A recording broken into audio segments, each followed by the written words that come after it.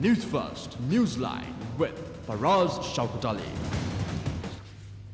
And a splendid morning to you. This is Newsline. Live as always from the Newsfirst studios in Dawson Street in Colombo. And it turns out that it's going to be a nice day today. Well, I certainly hope that it's going to be the start of a wonderful, wonderful week for all of us in Sri Lanka. And this morning, to discuss the current situation, we'll just call it the current situation, shall we, is a former UN expert, former permanent representative to the United Nations from Sri Lanka, and she's right here with us, Ms. Tamara Kunanayakam. Very good morning to you, madam.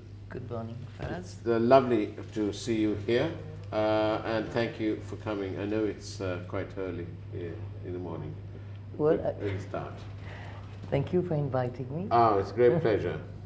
Now then, you're in the news again because you've made some observations, and it's all to do with the current so-called crisis. And let me just pose you the question. You've probably, hopefully, looked at all the constitutionality of this whole thing.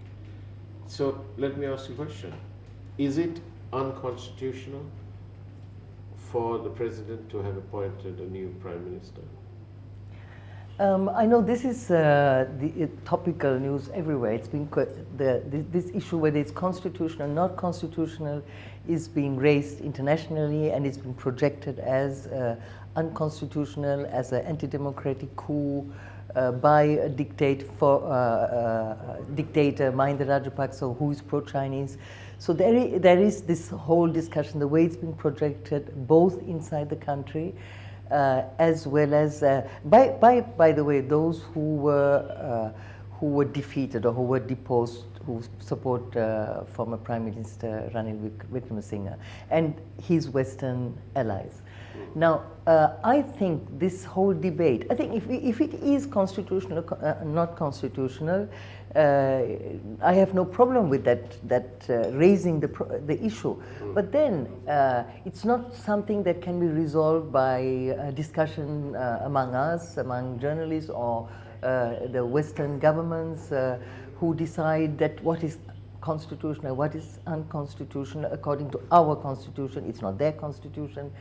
I think if the issue is that, then they should go to the Supreme Court, because that's what Article 125 of the Constitution says. If you have a difference of opinion, if there's a dispute about the interpretation of what happened, it's very simple. You go to the Supreme Court. Right. Now, those who are challenging the constitutionality are not going to the Supreme Court.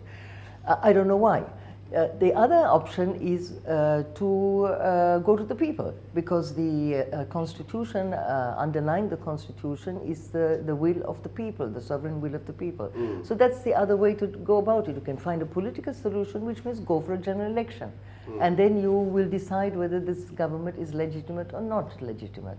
Right. So I think this whole discussion is somehow beside the point, but it also, I think, has a reason why they are raising it as a problem of constitutionality. Why? Well, because one, it fits in very well with the logic of the Human Rights Council resolution, presenting it as a political crisis, as an anti-democratic coup. Which means unconstitutional in terms of removal of the former prime minister, appointment of the new one, prorogation of the parliament.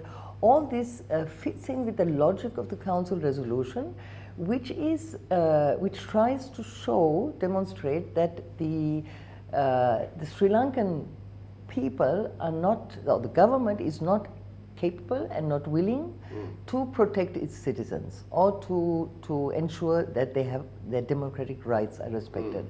And they, the norm which they're trying to promote, which is a controversial norm, and there I mean promoted by the West, is this right for preemptive, preventive, unilateral intervention in the affairs of internal affairs of other countries. That it is They believe that this is legitimate. It is although it's a violation of international law, but they're trying to have this norm accepted.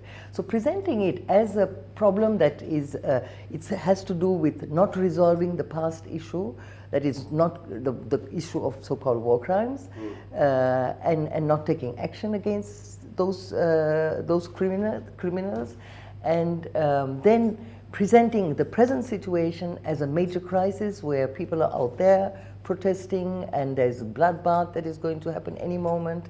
Presenting it as such is also to demonstrate that this, that because they have not resolved the past problem, this is going to create a future problem. And therefore they can intervene, they have a right to intervene. So what it does is actually, it internationalizes a purely domestic problem. This is an internal crisis. Sri Lanka has not invaded another country. Yeah.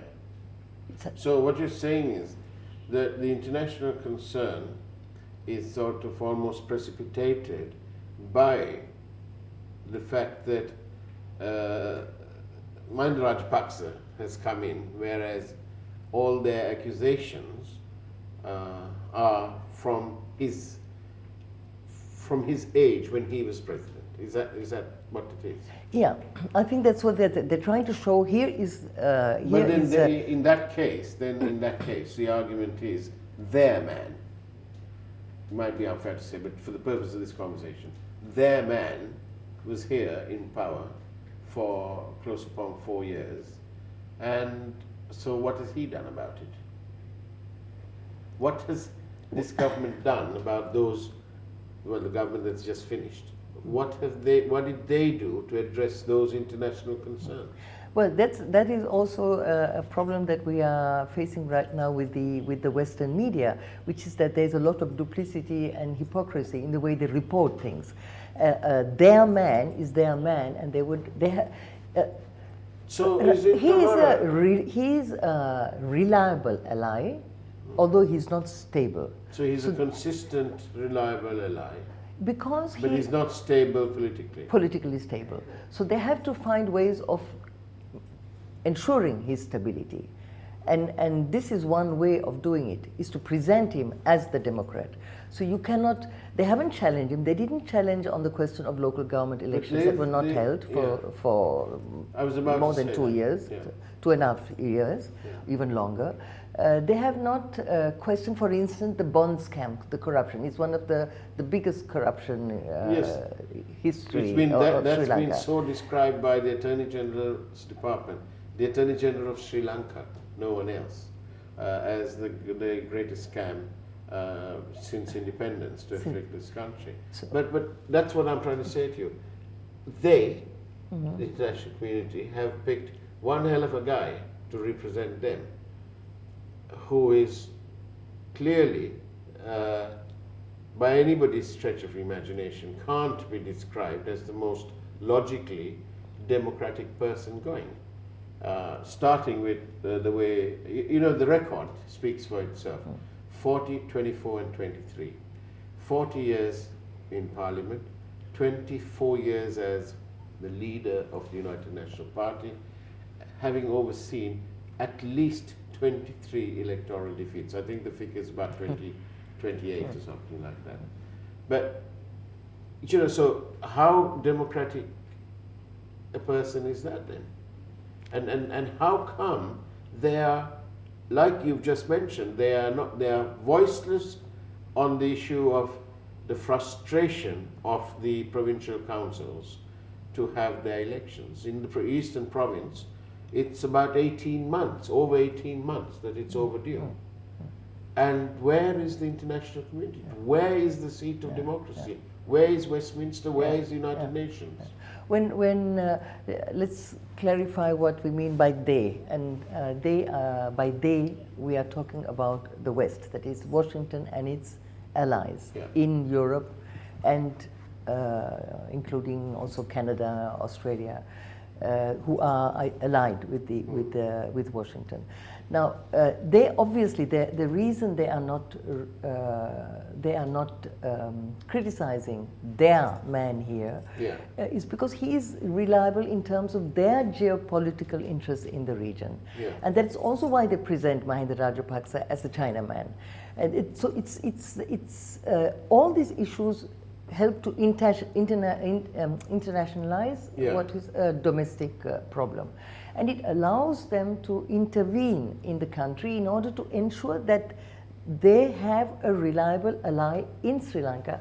Fortunately or unfortunately, we happen to be on a strategic maritime route situated, so geographically, located. We are in a fortuitous location. Right, we are the link between East and West. Then we happen to have a regional power, India, which is a few kilometers away, which is also concerned, which has chosen to be a strategic ally of the United States in its in the context of the relationship that it has with China. The 2018 document on the defense strategy of the US, which is the Pentagon document, has identified very clearly China and Russia as their main competition, as the main problem. And Sri Lanka has agreed, and Ranil Wickremesinghe as Prime Minister agreed to work with the US. We've had the Pacific Command coming in and out of the country. And they've been using it, they've been going around schools and hospitals, and they're around here. They've come back and forth many times, and the Prime Minister has agreed to, at least he's spoken out, he's been reported of having said that Sri Lanka would be ready to protect the seas from the Maldives right up to the Malacca Straits. Right. And they are, as far as I know, they're also training the Navy, Sri Lankan Navy, to rescue the American Marines if they fall into the sea in a conflict, in a war with China. So we are being, the Sri Lankan Navy and the armed forces, but the Navy especially, has been involved in an almost 30 years war. We've ended that war. That was a war that was internal to the country. Now he's promised to engage our forces in a war that is not our war. Instead of developing our country for the Sri Lankan people and in the national interest, he has been ready to support the Americans in a war that is not our war. So in that sense, he's been very reliable. If you, even the fact that reliable at the expense of the people and the national interest of this country. Yes. That's in my book. It's treason. And you need to be off with their heads. If we were living in medieval England, be off with their heads. Because that's completely unacceptable. It's unacceptable, Tamara, to our several entrepreneurs and corporates in this country who have invested millions and millions of dollars, for example, in the leisure industry. There's new hotels and so on. There's a huge amount of investment. And along with that investment, obviously, is the opportunity and the number of jobs being created. Nothing to do with this Prime Minister's 1 million jobs and all that business, you know. And then you find a travel advisory from Britain.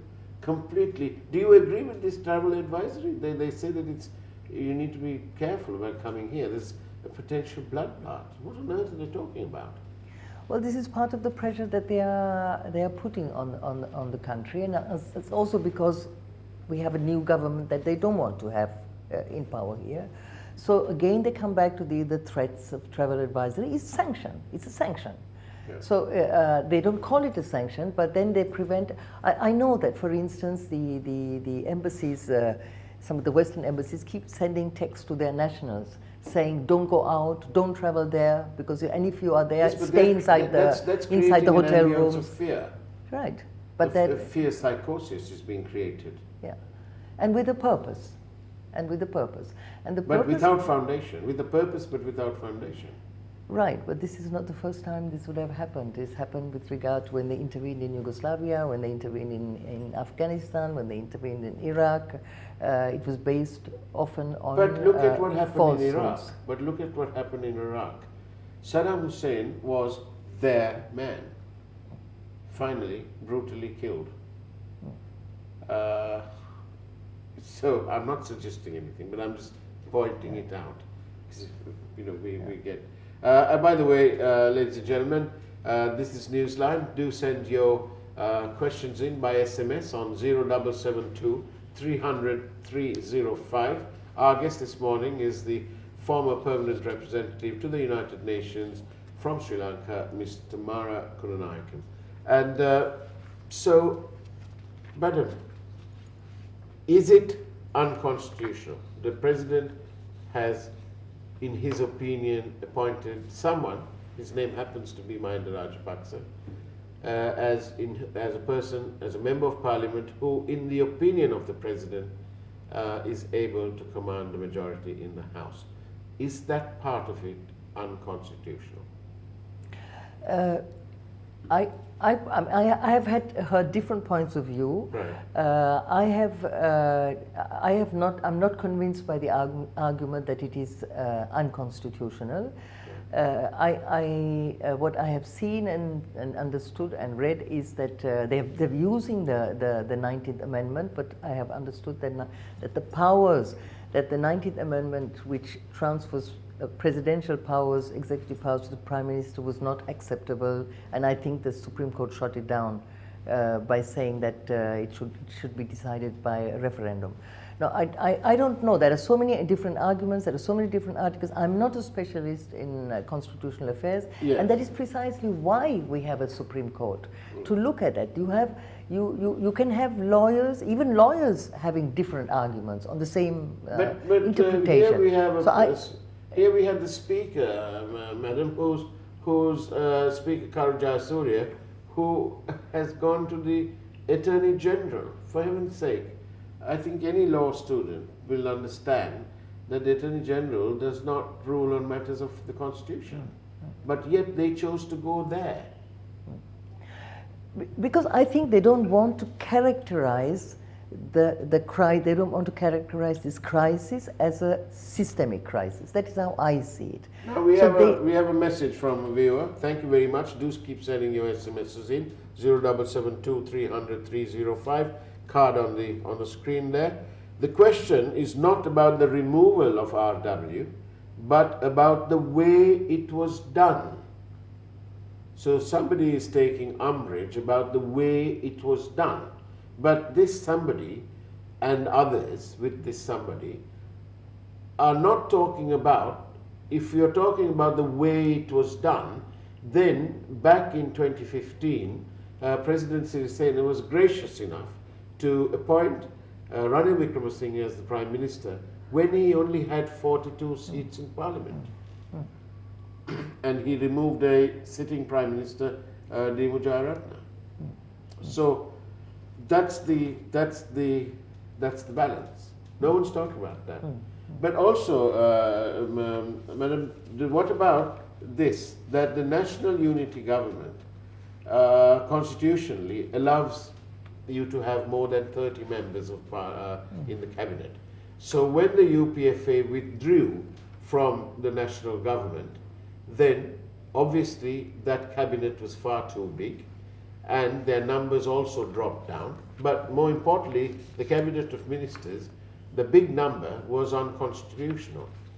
And therefore, with the cessation of the cabinet, the job of the Prime Minister also ceases, and it is then up to the President to appoint the Prime Minister as the first step towards appointing a new cabinet, which he has to do in consultation with PM. So why is it that people are not looking at that? Is it because it's Mahinda Rajapaksa, or is it, if it was somebody else, do you think will attract this kind of attention? Well, as you yourself said, they didn't raise this same issue when Ranil Wickremesinghe was appointed in 2015 without a majority, I didn't with hear a very the British small Foreign minority. Secretary say anything then. But I think this whole thing again, the issue of the way it was done, they are diverting attention from another issue, which is, I think, the central issue. You have to look at the context in which this was done. There was a crisis, there was an economic crisis, even a political crisis already when there were no local government elections, no provincial council elections. 6 provincial councils are without a government, if you like. And that has been frustrated by Parliament. By Parliament. There are mass demonstrations on the street. There are strikes, workers' strikes. There are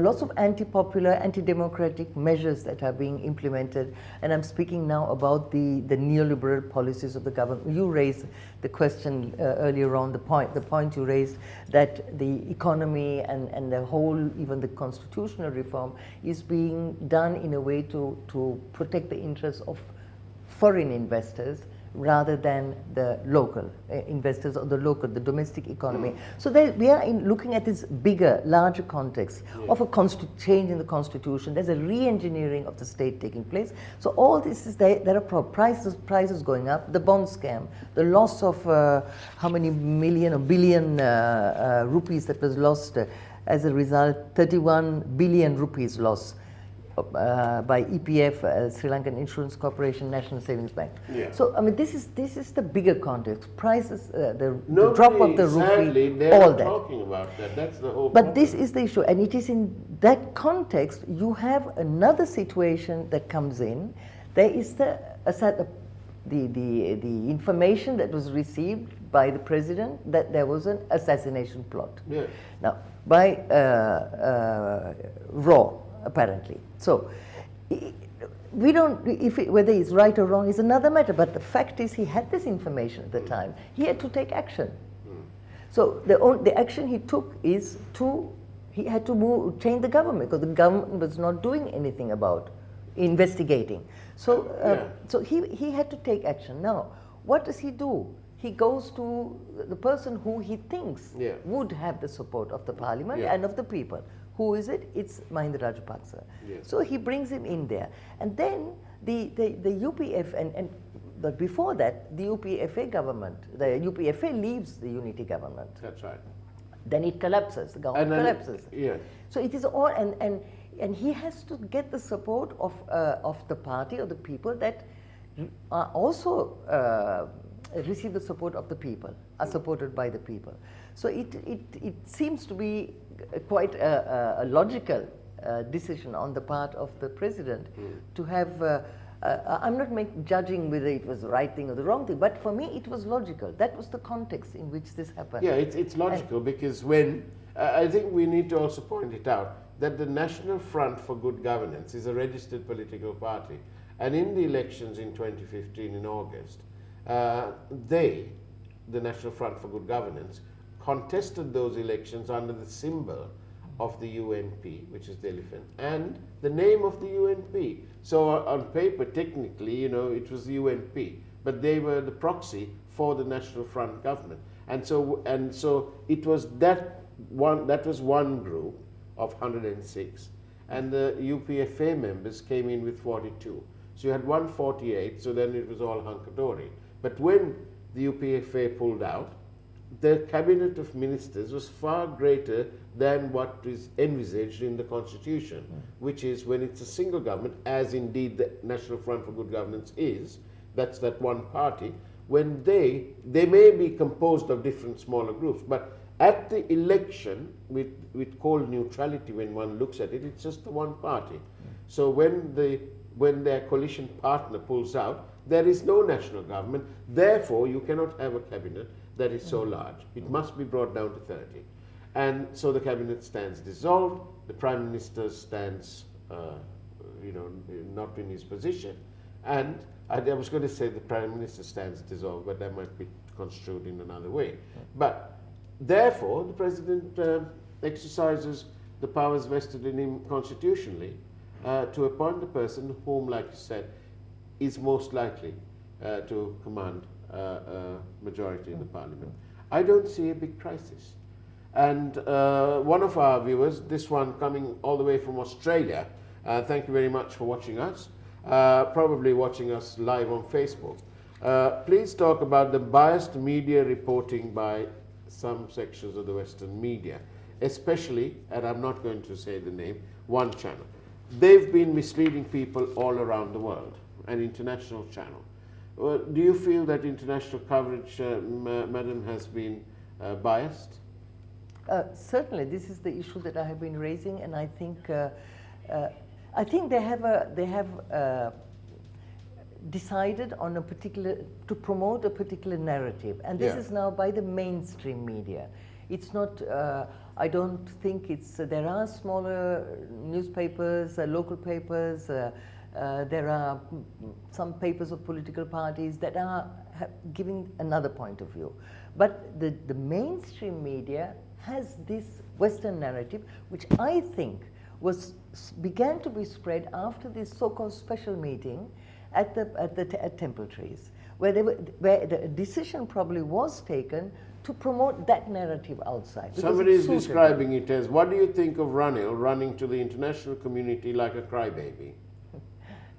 That's what so I mean, saying. this is a very good point. That is, he should have turned to the people. If he had the national interest at heart, if he was representing the interests of the people of Sri Lanka, then he would have turned to the people. And if he had the support of the people, so he would have turned to the people. Why did he turn to a particular group of countries, Western countries, that have been intervening in our internal affairs and have been supporting a terrorist organization, continuing a war which was affecting people everywhere, the majority of the people, and which create a lot of killings and the situation that we already know. I mean, people couldn't go out on the street. There were bombs going off in public marketplaces, in banks and schools and so on.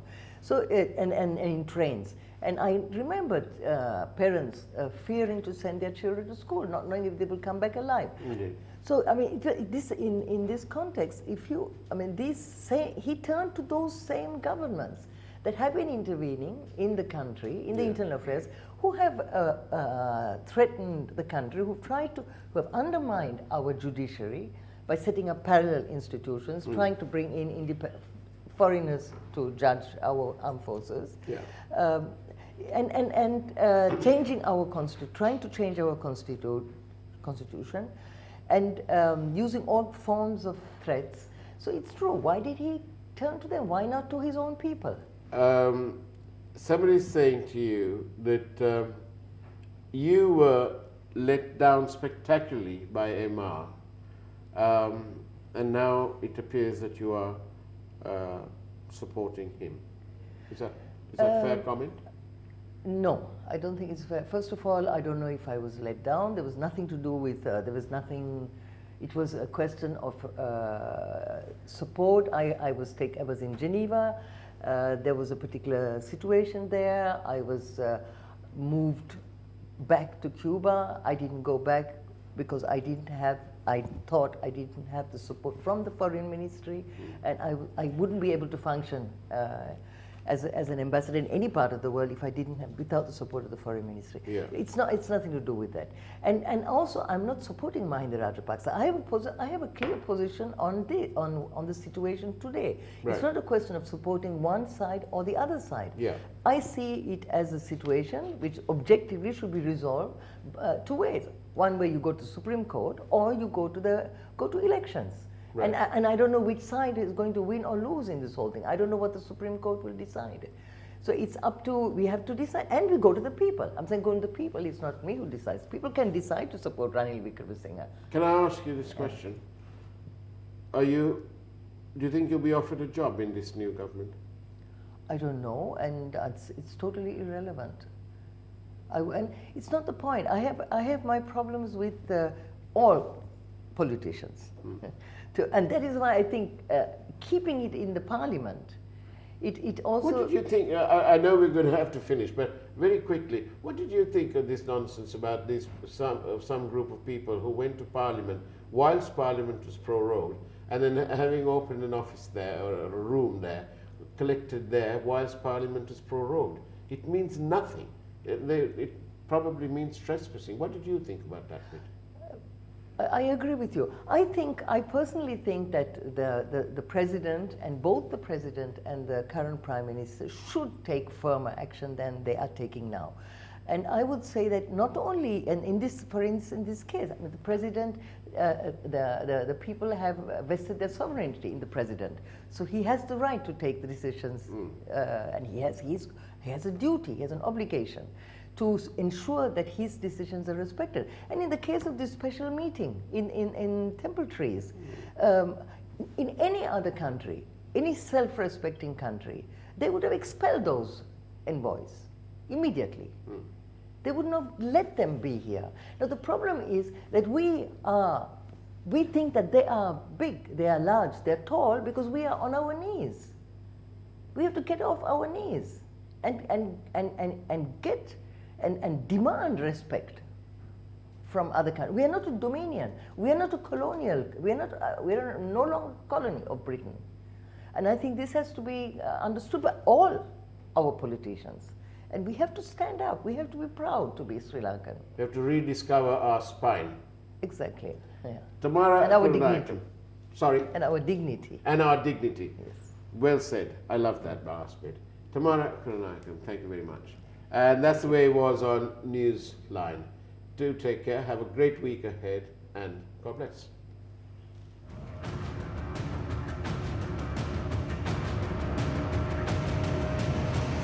News First, Newsline with Faraz Shauketaly.